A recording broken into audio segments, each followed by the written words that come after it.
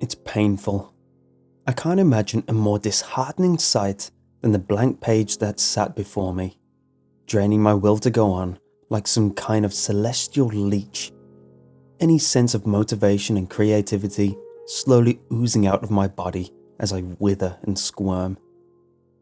I wondered to myself, what is it that I'm doing wrong? The room was perfect, the lights dimmed, but not to a point where the desk wasn't visible. My writing desk was arranged so perfectly, it was almost fetishistic. The book was precisely 10 centimeters from every edge of this piece of fine mahogany furniture. My ornate fountain pen rested to the left of it in a vertical position. The most important aspect of all was the mirror. Its large, dark frame encompassed the piece of reflective glass that sat in the middle. The mirror was a tradition. As I sat on the old wooden stool, staring into my own eyes, so empty and grey, the eyes that only a lifetime of disappointment could bring. And boy, did they bring it. The only source of illumination was an old lamp on the chest of drawers in the back of the room. It gave my ghostly visage an odd aura to it. My greasy, black hair hadn't been washed in days. After all, writing this damn book was far more important than trivial things like that. My white pallor made me look like a corpse, and the messy hair draping down upon my face didn't help.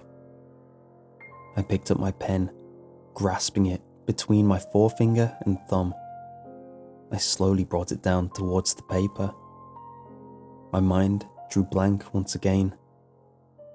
I gripped my pen more tightly than before. It was such a horrible experience having hundreds, if not thousands, of potentially award-winning ideas, but from brain to hand is almost lost in translation. Just when I thought a small flicker of inspiration entered my mind, a large dollop of ink dripped from the nib of my pen and splattered onto the page. "Damn it!" I angrily proclaimed as I tore the page out of my notebook, crumpled it in my hands, and tossed it aside. This was where my life was going, a recurring dead end, one monumental kick in the groin after another. One benefit of tearing this page was getting to see the previous one, the 50th page. For a brief period in my life, I thought I was cursed. Whenever I tried to write a book, I would start off like a roaring tornado. But at page 50, I would grind to a halt. The writer's block set in, and it would be like my creativity was encased in cement. At first, this book seemed like a great idea. The plot was spectacular, if I do say so myself. But what really stood out were the characters I'd created. It was quite an ensemble cast, but 5 really stood out. There was William Murphy, the hero, Claudia Wilding, the love interest.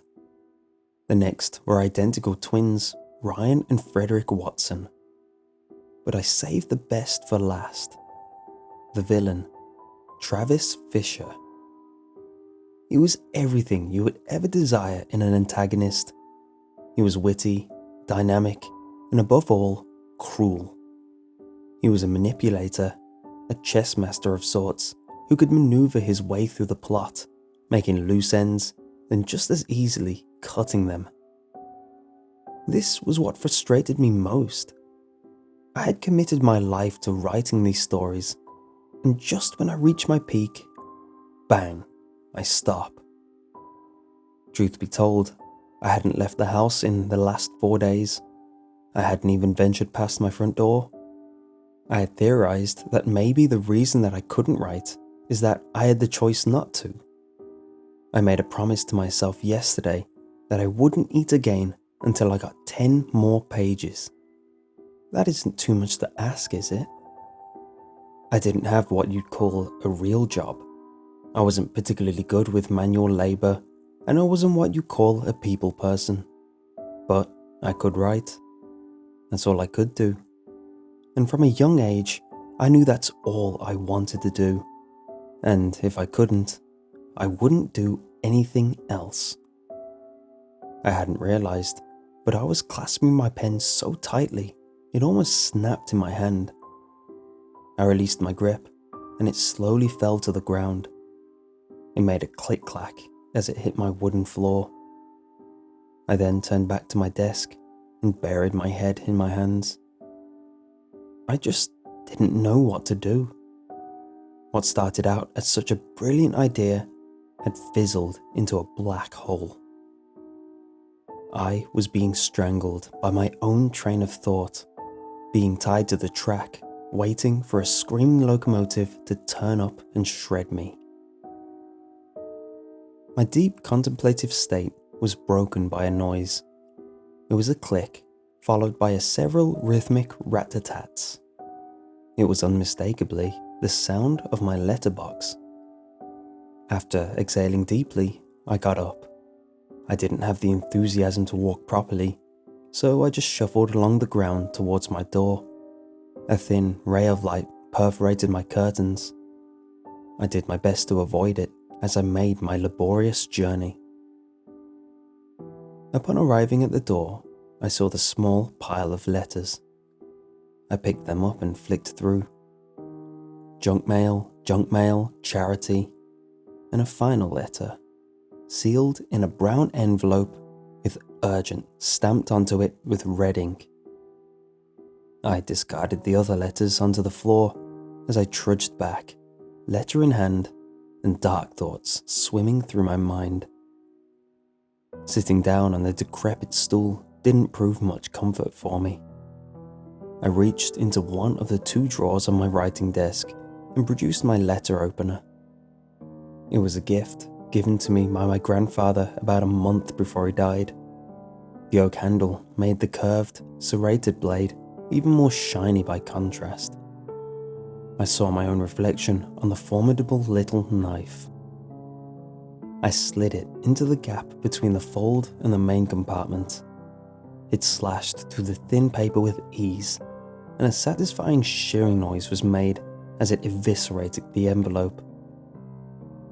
I allowed the now hollow envelope to plunk to the ground as I unfolded the letter. When I saw the sender, I shuddered. My hand shook and the letter opener fell to the floor. Whilst I won't bore you with the details of that dreaded letter, the heartbreaking summary was that I'd been behind on my bills, and tomorrow a man will come to my house and take it away from me, leaving me with nothing but the clothes on my back. My lower lip quivered. This was a contingency I never prepared for. I wasn't sure how to react, or even what I was feeling right now. I felt a tear slide down my cold cheek, followed by another and another. I was weak, powerless. I had no money, no control, and no influence over where my life was going. I envisioned myself dying as a tramp on a cold winter night. Nobody would even care. It was then when something snapped. Perhaps a tiny fragment, or maybe the whole thing. But regardless of what it was, everything changed. I realized that it wasn't my fault. It was theirs. Those pathetic, unwritable characters led me down the road to oblivion. If they'd had complied, I would have written the book. But no, they had no other plans. If I was being evicted, stepped on and controlled, I wouldn't suffer alone. Maybe to you I'm nothing, but to them, I'm God. It was a realization that sent a spike of pleasure through my body, an immeasurable sense of joy with no equal or comparison. It could only be described as pure euphoria. I wasn't insignificant anymore. I was God now, and none of them could defy my will. I picked up my pen, smiling wildly as I brought it down onto the page. I'd punish all 5 of them, starting with little Miss Claudia. At first, I wasn't sure of how I'd do it, but then, like the most divine inspiration, it came to me. She'd be leaving a party whilst it happened, happy but ever so slightly inebriated. Once behind the wheel, she'd veer out of control and end up wrapping a bumper around a tree on an abandoned road, injured but still very much alive, just as I desired. Then another car would pull up. She would see a dark silhouette materialized out of the door like an angel of mercy, carrying a crowbar to prise open the door and save her. Or that's what she thinks. In actual fact, the crowbar would descend on her like a hammer of divine judgment, shattering flesh and bone, skull and sinew, until she was left little more than a mangled corpse on the roadside. Next, of course, were the twins. It would be appropriate that they accept their punishment together. After all, it would just be too cruel to keep them apart. Whilst venturing through an African safari, they're bitten by a snake. After a hopeless trudge through the desolate wasteland, they succumb, but not before insects and other detritus feeders feast on their festering flesh whilst they stare into each other's dead, glassy eyes. Live together, die together. Next, of course, was William. Dear old Bill would receive the news about his only love in excruciating detail. After discovering this, what would be the point of carrying on? He'd fashion a noose from an extension cord and place the bag over his head. After tying the rope to a fan and standing aloft on a stool, he was ready to end it all. He kicked the diminutive chair away, and after a short drop and a sudden stop, he was no more. Finally, I was left with Travis. It was almost a shame to kill him, so in the end, I decided not to. He would encounter a rapist in an alleyway, one of the few people he could take the moral high ground against. The rapist had finished his dirty work and dispatched his victim with a switchblade. Travis wrestled the blade out of the lowlife's hand and took it to the cretin's head and neck, again and again and again. As he mourned over the body of the victim, the police arrived. In a cruel state of role reversal, they would believe he was the rapist, whom, after killing the woman's sole defender, indulged in the abuse, murder, and presumably necrophilia. After a trial which made him a world-reviled monster, he was sent to prison for the remainder of his sad days. Maybe he died. Perhaps he killed himself too. Who knows? An open ending was the greatest punishment. There we had it. I had done God's work, and those who had wronged me were now done too. With every stroke of my masterful hand, I crafted their doom, the final testament to their life and horrible death spelled out over the pages, all their misery, pain and blood portrayed through the still moist ink. It was glorious. As I placed my pen down on the table and looked up, I could hardly recognize myself. My calm and morose face had become a frantic wreck. An ear-to-ear smile branded my excited face as the contours of my skin, which spelled out a combination of both joy and rage, transformed me into an inhuman monster, and my grey eyes became vibrant and terrifying hives of mental activity. The deed was done, and I'd never felt so alive. Blood surged through my veins as I excitedly hyperventilated, eyes darting from side to side, devouring the sights this mundane room had to offer. That rush, that buzz, was suddenly offset by a cold disappointment. There were no more characters to do in, no more fun to be had, no irritating lights that needed to be snuffed out.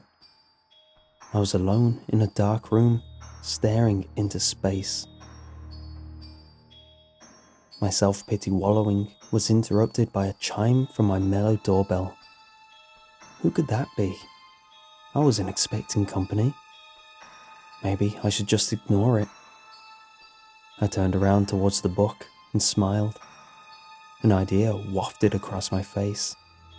Such a brilliant, fantastic idea. Maybe the fun wasn't over. Perhaps I could keep playing this little game. I reached under my desk and firmly grasped the letter opener. I didn't want it to slide through my clammy hands. I was giddy with excitement and anticipation as I got up, concealing the miniature scimitar behind my back as I edged towards the door cautiously. When I opened it, I was greeted with a smile. A portly gentleman in overalls with an ID necklace. "I'm here to read the meter," he said politely.